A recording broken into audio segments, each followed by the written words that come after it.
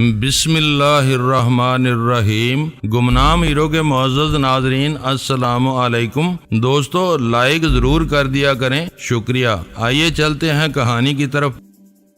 اس نے اس کی حیرت سے لطف اندوز ہوتے ہوئے کہا، ان واقعات میں میری پوزیشن مختلف تھی یا پھر میرے ہاتھوں مارے جانے والوں کو کسی قسم کا سفارتی تحفظ حاصل نہیں تھا؟ تمہارا دماغ الٹ گیا ہے یا پھر میرا حافظہ جواب دے گیا ہے؟ وہ میری بات کاٹ کر بولی، دونوں باتیں غلط ہیں۔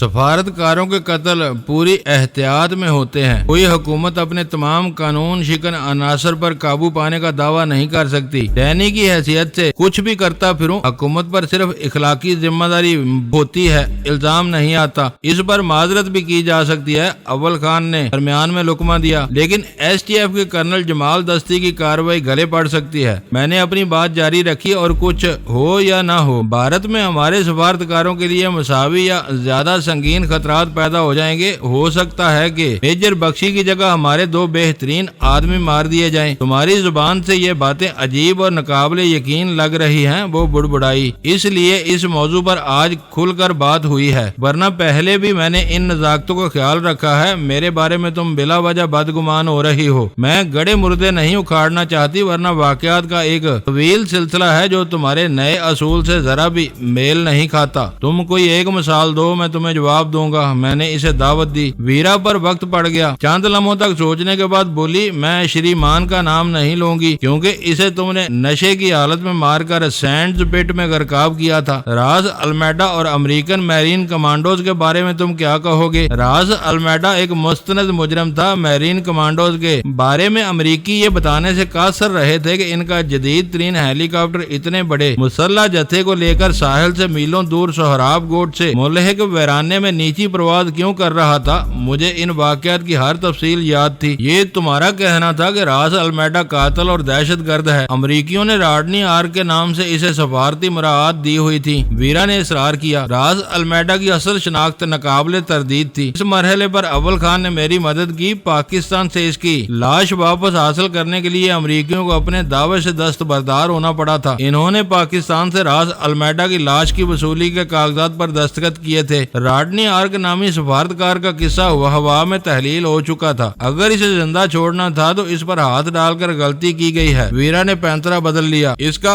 فیصلہ آنے والا وقت کرے گا، میں نے سگریٹ سلگا کر بے پرواہی سے کہا۔ کھانے کے دوران میں شروع ہونے والا وہ مباحثہ آخر کار دم توڑ گیا۔ تھوڑی دیر بعد ویرا غزالہ کے ساتھ اپنے کمرے میں چلی گئی تو میں سلطان شاہ کو سونے کا مشورہ دے کر اول خان کے ساتھ ہو لیا۔ ہم دونوں بہت دیر تک مسائل میں سر کھپاتے رہے۔ 12 بجے خبر ملی کہ میجر بخشی ہوش میں آ چکا تھا اور بری طرح شور مچا رہا تھا۔ ہم دونوں اس کی مزاج پرسی کے لیے چل دیے۔ وہ بیرک کے ایک کمرے میں کسی چوپائے کی طرح بندھا ہوا ننگے فرش پر پڑا ہوا تھا۔ آنکھوں پر بھی پٹی بندی ہونے کی وجہ سے وہ شدید بے بسی کے احساس میں مبتلا تھا اور مسلسل مغالطات بک رہا تھا۔ دروازے پر آوازیں سنتے ہی اس کی آواز میں تیزی آ گئی تھی۔ زبان کو لگام دو بخشی، میں نے اس کے سر پر پہنچ کر گراتی ہوئی آواز میں کہا۔ میں اسی وقت چاقو سے تمہاری زبان کاٹ دوں گا۔ تم جو چاہو کر لو، میں تمہاری کوئی بات نہیں مانوں گا۔ وہ حلق کے بل چیخا، تم سور کے بچے اور درندے ہو۔ مجھے معلوم ہے کہ اب تم مجھے زندہ نہیں چھوڑو گے۔ یہ تمہاری دہشت زدگی کی علامت ہے۔ میرا ایسا کوئی ارادہ نہیں ہے۔ پھر تم مجھ سے کیا چاہتے ہو؟ اس نے چڑھتے ہوئے سانسوں کے درمیان پوچھا۔ کچھ بھی نہیں، تھوڑی سی تفریح کے بعد تمہیں آزاد کر دیں گے، میں نے جواب دیا۔ تم جھوٹے اور صفاق ہو، میں تمہاری کسی چال بازی میں نہیں آؤں گا۔ یہ کوئی چال بازی نہیں ہے۔ اس کا پہلا ثبوت یہ ہے کہ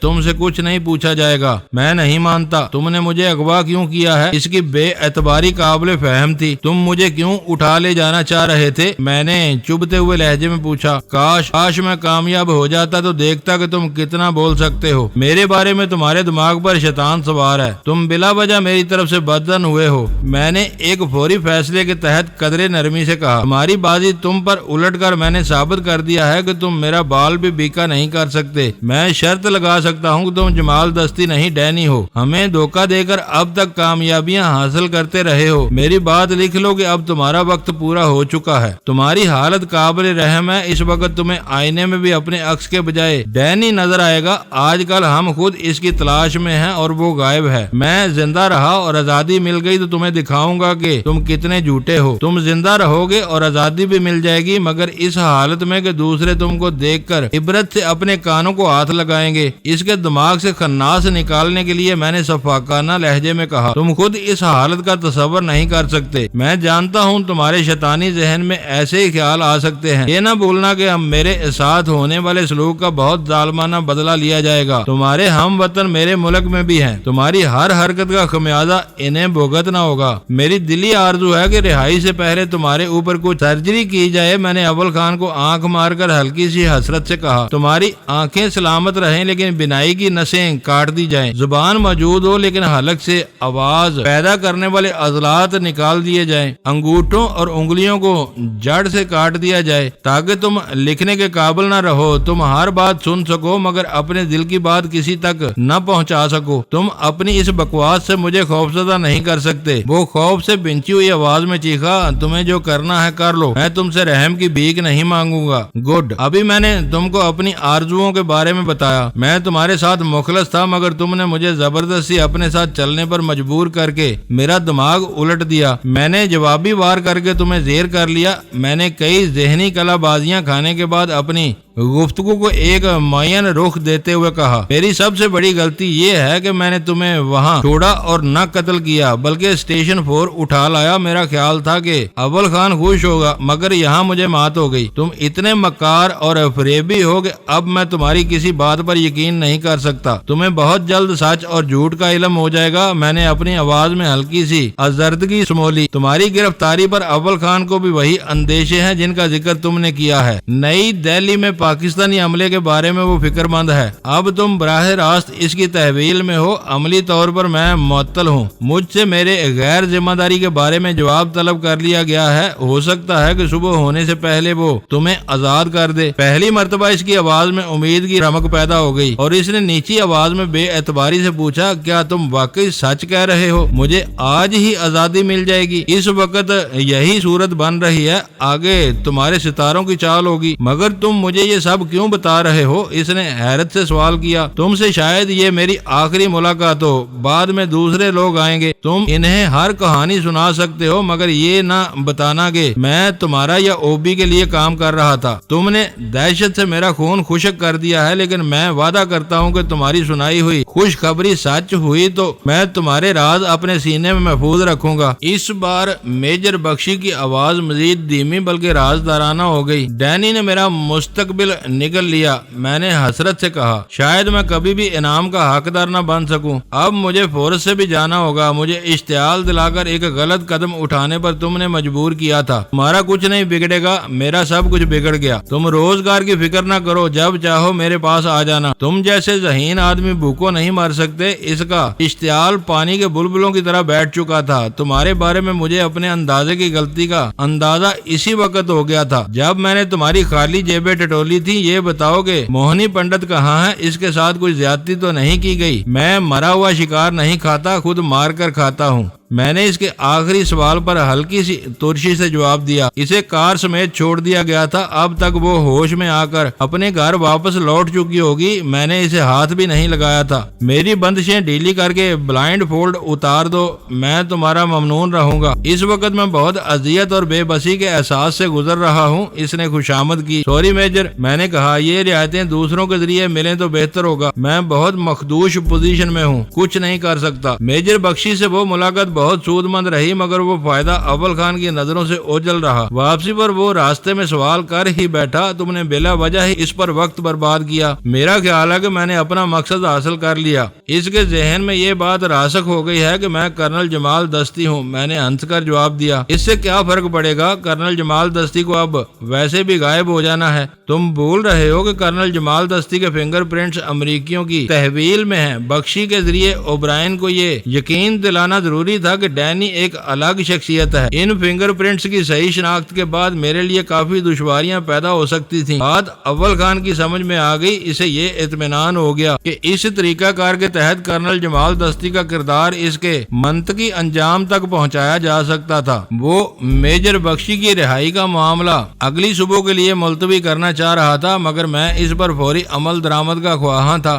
میجر بخشی ایک آزاد طبیعت شخص تھا۔ رات کو اس کی واپسی میں دیر سویر کسی کے لیے فکر مندی کا باعث نہیں ہو سکتی تھی۔ اس رات وہ ویسے بھی موہنی پنڈت کے ساتھ دیکھا گیا تھا۔ زیادہ سوچنے والے اس خوش فہمی میں مبتلا ہو سکتے تھے کہ وہ اس لڑکی کے ساتھ کہیں رک گیا ہوگا۔ رات گزر جانے کے بعد وہ معاملہ یکا یک سنگین رخ اختیار کر سکتا تھا۔ اس کے غائب ہونے کی خبر بھارتی دارالحکومت میں پہنچتی تو وہاں فوری طور پر کسی سنگین جوابی کارروائی کا آغاز بھی ہو سکتا تھا۔ ان خطرات کی بنا پر سورج طلوع ہونے سے پہلے بخشی کی رہائی ضروری تھی۔ میری کہانی میں حقیقت کا رنگ بھرنے کے لیے اول خان کی میجر بخشی سے ملاقات ضروری تھی۔ اس خانہ پوری کے بعد صبح 3 بجے بخشی کی آنکھیں کھولے بغیر اسٹیشن 4 سے 2 افراد کے ساتھ روانہ کر دیا گیا تاکہ بخشی کو کسی مناسب مقام پر چھوڑا جا سکے۔ آج تک ہمیں ان لوگوں کی سرگرمیوں کی خبریں مل رہی تھی۔ یہ بھی معلوم تھا کہ وہ تمہاری تلاش میں کیا گل کھلانے والے ہیں، لیکن اب یہ باب بند ہو گیا۔ اول خان نے چارپائی پر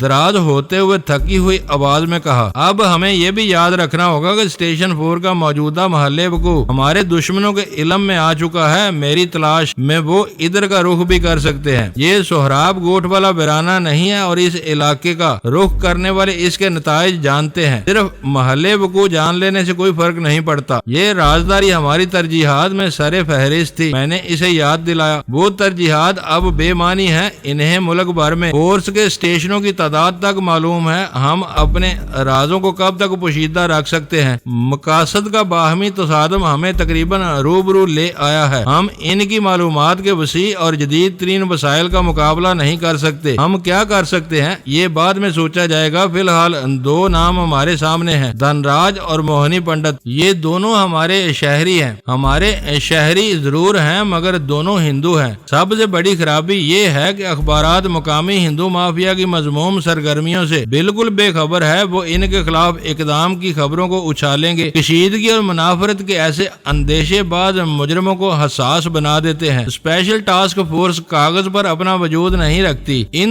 دونوں خاندانوں کے بارے میں خفیہ ادارے کا ریکارڈ مکمل ہونا چاہیے۔ اول خان نے میری بات کاٹ دی۔ دھن راج کا نام ہر خفیہ لسٹ پر ہے۔ کل موہنی اور اس کے باپ کے بارے میں بھی ابتدائی بریفنگ جاری کر دی جائے گی۔ ہماری گفتگو کا سلسلہ وہیں منقطع ہو گیا اور کمرے میں خاموشی چھا گئی۔ اگلی صبح مجھے بیدار ہوتے ہی 2 باتیں بیک وقت یاد آئیں۔ پچھلی رات کی افراتفری میں میں ان دونوں بدماشوں کو بھول بیٹھا تھا جو میجر بخشی کی پشت پناہی کے لیے مسلح ہو کر کلب پہنچے ہوئے تھے۔ دوم یہ کہ میری مدد کے لیے کلب جانے والے ایس ٹی ایف کے جوانوں کی نفری زیادہ تھی مگر واپسی پر صرف 3 آدمی میرے ساتھ آئے تھے۔ باقیہ کہاں تھے؟ اول خان ہم لوگوں سے پہلے بیدار ہو کر دفتر جا چکا تھا۔ ناشتے کی میز پر ہم لوگ یکجا ہوئے تو پچھلی رات کی دیر سے کیے جانے والے فیصلوں کے بارے میں متعدد سوالات تیار تھے۔ رات کو ہونے والے تبادلہ خیال میں سلطان شاہ ویرا کا ہم نوا تھا۔ صبح ویرا اس بارے میں چپتے ہوئے سوالات کرتی رہی لیکن سلطان شاہ اپنے موقف سے دستبردار ہو چکا تھا۔ اس نے کہا وہ لایا گیا، رکھا گیا اور پھر چھوڑ دیا گیا۔ بحث بے سود ہے۔ ہماری بیداری کی خبر پا کر اول خان کچے میدان میں دھول اڑاتا ہوا اپنی جیپ میں آ پہنچا۔ اوہ ناشتہ ابھی چل ہی رہا ہے۔ اس نے آتے ہی کہا ایک گرما گرم پیالی ملے تو میرے پاس ایک اچھی خبر ہے۔ پہلے اچھی خبر سناؤ پھر چائے ملے گی، ویرا نے خوشگوار موڈ میں کہا۔ اول خان نے حمایت طلب نظروں سے غزالہ کی طرف دیکھا تو وہ مسکرا کر رہ گئی۔ ویرا کا مطالبہ درست اور جائز ہے۔ رات موہنی پنڈت کے ہوش میں آنے سے پہلے پولیس اس کی گاڑی تک پہنچ گئی تھی۔ اول خان نے بتایا ہوش میں آنے پر اس نے خود کو پولیس والوں کے نرگے میں پایا تو سراسیما ہو گئی اور پولیس کو کوئی بیان دیے یا شکایت درج کرائے بغیر واپس گھر چلی گئی اور پولیس نے اسے آرام سے گھر جانے کی اجازت دے دی۔ غزالہ نے پوچھا اسے کچھ نہ کچھ خفت تو اٹھانی پڑی ہوگی۔ اس نے کہا کہ وہ نشے کے بڑھتے ہوئے اثرات کی وجہ سے گاڑی روک کر کچھ دیر کے لیے سو گئی تھی۔ اس نے شکایت نہیں کی، پھر بھی شراب نوشی پر اس کا چالان ضرور ہونا چاہیے تھا۔ وہ آج کل بہت اونچی اڑ رہی ہے، ویرا نے ہاسدانہ لہجے میں کہا۔ اقلیتیں امتناع شراب کے قانون سے مستثنا ہے۔ اس نے اسی دلیل کا سہارا لیا ہوگا۔ ویسے بھی وہ ایک مشہور ماڈل گرل ہے، اس کے ساتھ نرمی برتی گئی ہوگی۔ اقلیتوں کو شراب نوشی کی اجازت ہے لیکن نشے میں ڈرائیونگ کرنا ایک الگ جرم ہے جس پر یورپ اور امریکہ میں بھی سخت کارروائی کی جاتی ہے۔ یہ ٹریفک پولیس کا معاملہ تھا، میں نے ہنس کر جواب دیا۔ ہو سکتا ہے کہ آس پاس کوئی ٹریفک والا دستیاب نہ رہا ہو۔ کیا ہم اسے خوشخبری کہہ سکتے ہیں؟ ویرا نے منہ بنا کر مجھ سے پوچھا۔ اس کی رپورٹ پیچیدگیاں پیدا کر سکتی تھی کیونکہ اس کے بیان میں کرنل جمال دستی اور میجر بخشی کے ناموں کے ساتھ اور بھی بہت کچھ ہو ہوتا؟ میں نے کہا اس نے کسی پر کوئی احسان نہیں کیا۔ ویرا نے اپنا فیصلہ سنا دیا۔ اس نے اپنی جان بچانے کے لیے خاموشی اختیار کی۔ یہ ایک اتفاق ہے کہ تم اس کی خاموشی میں اپنے فائدے کے پہلو تلاش کر رہے ہو۔ سمجھ میں نہیں آتا موہنی اور میجر بخشی کا تال میل کیسے مل گیا؟ اول خان نے چائے کا گھونٹ لے کر کہا، وہ اپنے مزاج کے اعتبار سے سیدھی معلوم ہوتی ہے، اس کی خاموشی کو سیدھا پن مت سمجھو، وہ بہت چلاک لڑکی ہے۔ بوکھلاہٹ میں کوئی غلط قدم اٹھانے کے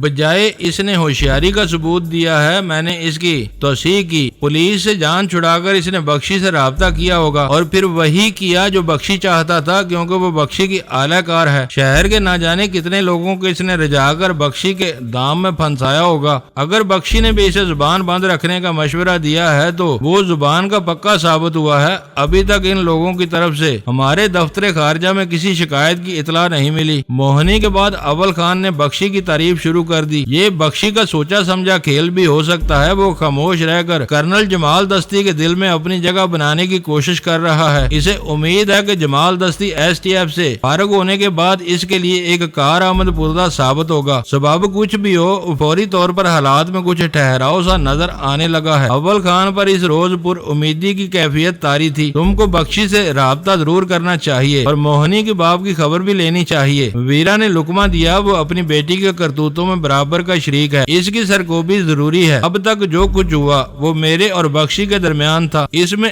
ایس ٹی ایف کا دخل نہیں تھا، بلکہ فورس نے میری آخری کارروائی کو منسوخ کیا ہے۔ میں نے کہا اسے چھیڑا گیا تو بخشی کا شبہ میری ذات کی طرف جائے گا۔ ویسے بھی پنڈت منوہر لال غلے کا آڑتی اور پرانی وضع کا رئیس ہے۔ اول خان نے اس کے بارے میں اپنی معلومات کا اظہار کیا۔ وہ اپنی دنیا میں مگن رہتا ہوگا۔ بیٹی لکھ پڑھ کر اپنے قدموں پر کھڑی ہو چکی ہے، وہ اس کے معاملات میں دخل نہیں دیتا ہوگا۔ قیاس آرائیاں کرنے کی بجائے تم بخشی سے بات کیوں نہیں کرتے؟ ویرا نے زور دے کر مجھ سے کہا، تم تو اس سے اپنے ضمیر کا سودا کر چکے ہو، مرچیں مت چباؤ۔ میں نے اس پر آنکھیں نکالی۔ مذاق ایک حد تک اچھا لگتا ہے، کبھی کبھی تم اس حد سے بہت آگے نکل جاتی ہو۔ I am sorry. ویرا کو فوراً ہی اپنی غلطی کا احساس ہو گیا۔ میں اول خان کے ہمراہ نکلا تو ویرا بھی ہمارے ساتھ۔ ہولی جیپ میں بات کرتے ہوئے ہم ذرا سی دیر میں اول خان کے دفتر کے سامنے پہنچ گئے۔ میں اب بھی کہتی ہوں کہ تم دونوں نے بخشی کی جان بخشی کر کے ایک غلطی کی ہے، ویرا نے دفتر میں داخل ہوتے ہوئے کہا۔ دشمن کو جب اور جہاں موقع ملے پیس کر رکھ دینا چاہیے، مگر تمہاری نام نہاد مصلحتیں۔ ایک گہرا سانس لے کر اس نے جملہ ادھورا چھوڑ دیا۔ میں تمہارے فلسفے کا قائل نہیں ہوں۔ دشمن پر اس کے کمزور لمحوں میں وار کرنا چاہیے تاکہ وہ پلٹ کر زیادہ کاری حملہ کرنے کے قابل نہ رہے۔ جب جواب میں زیادہ بڑے نقصان کا احتمال ہو تو اسے نظر انداز کر دینا بہتر ہوتا ہے۔ دنیا بھر میں ہر طرف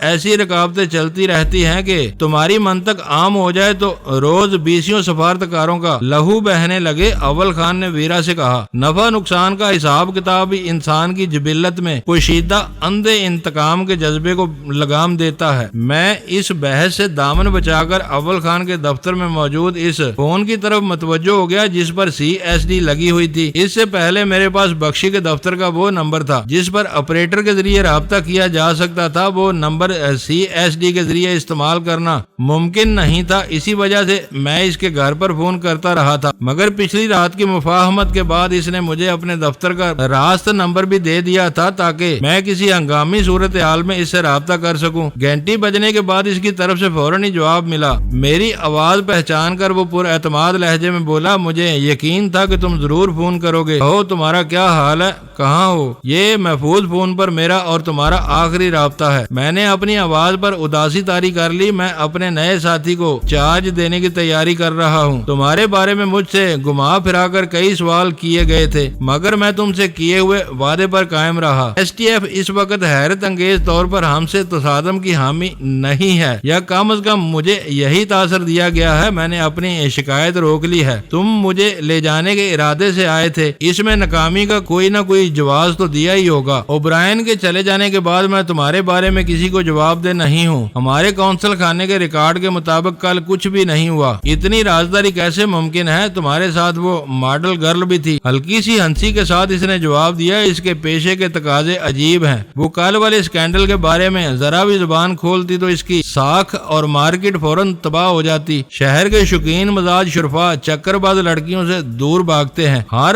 اوباش مالدار اخباروں میں اپنے نام کی تشہیر سے ڈرتے डरता है। मैंने तफहीमी अंदाज में कहा, बात पुलिस थाने तक पहुंच जाए तो लड़कियों से बरामद होने वाले विजिटिंग कार्ड्स भी अजाब बन जाते हैं। मुझे इस लड़की की तरफ से गड़बड़ का अंदेशा था। तुम्हारा तबादला हो रहा है या फिर कुछ और होने का इम्कान है? इसने मोहताज लबो लहजे में पूछा। ये कोई सरकारी इदारा नहीं है जहाँ सजा के तौर पर महज तबादला करके बात टाल दी जाए। मैंने तलखी से जवाब दिया, जो कुछ होता है दो टोक और फैसला कुन होता है। आसार ऐसे ही हैं, मुझसे हर बात पोशीदा रखी जा रही है। यहाँ का मर्दे अव्वल किसी भी वक्त मुझे जवाब दे सकता है। वहाँ से निकलने के बाद तुम्हारा ठिकाना कहाँ होगा? वो मुतजस्सिस होने लगा। फिलहाल कोई होटल देखूंगा, बाकी बंदोबस्त बाद में देखा जाएगा। मैंने तुम्हें पहले भी मुलाजमत की पेशकश की थी, इसे अब भी दोहरा रहा हूँ। किसी नई मसरूफियत से पहले मैं चंद रोज आराम करना चाहूंगा। मैंने थकी हुई आवाज में कहा। मैं तुम पर कोई एहसान नहीं कर रहा। मेरे तज़ब्ज़ब का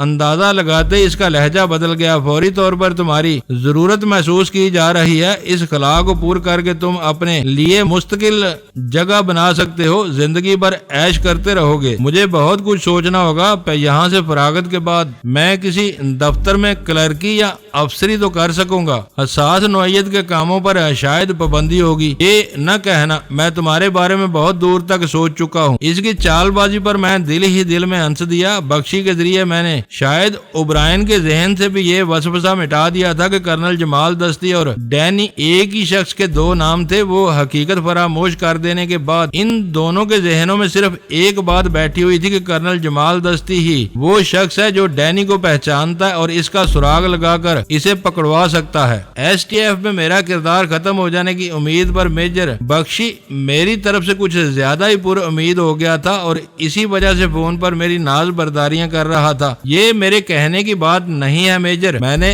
जोर देकर जवाब दिया। तुम खुफिया इदारों और एजेंसियों में मुलाजमत के प्रोटोकॉल से अच्छी तरह वाकिफ हो। मेरी खुफिया मालूमात के मुताबिक तुम्हारी स्पेशल टास्क फोर्स आइन और कानून से मावरा है। इसका कोई तहरीरी कोड ऑफ कंडक्ट नहीं हो सकता। इसने मेरी बात काट कर कहा, तुम अपना मुस्तकबिल महफूज करने के लिए हर फैसला कर सकोगे। जहाँ तहरीरी ज़ाब्ता कार नहीं होता वहाँ रवायात की पासदारी करनी पड़ती है। मैं खुद भी इस मौका को नहीं गवाऊंगा, मगर मजबूरी ही होती है। तुम्हारी इस बात से मुझे पूरा इत्तेफाक है। इसकी आवाज में इत्मीनान झलकने लगा। जहाँ काम करने की उमंग मौजूद हो वहाँ कोई ना कोई राह निकल ही आती है। अब मैं किसी नए ठिकाने से तुमको फोन करूंगा। मौजूदा मुलाजमत से ये शायद आखिरी राब्ता हो, मैंने अपनायत के साथ कहा। बख्शी से मेरी गुफ्तगू के दौरान वीरा बुरे बुरे मुंह बनाती रही थी। इसके दुआया कलमात के बाद मैंने फोन बंद किया तो वो बरस पड़ी। उससे इस ड्रामेबाजी की क्या जरूरत थी? ये ड्रामेबाजी नहीं, हकीकत है। अव्वल खान ने इसे बताया, फोर्स से सुबुकदोश किया जाने वाला कोई शख्स किसी सीक्रेट मिशन पर काम नहीं कर सकता। इसे क्या मालूम कि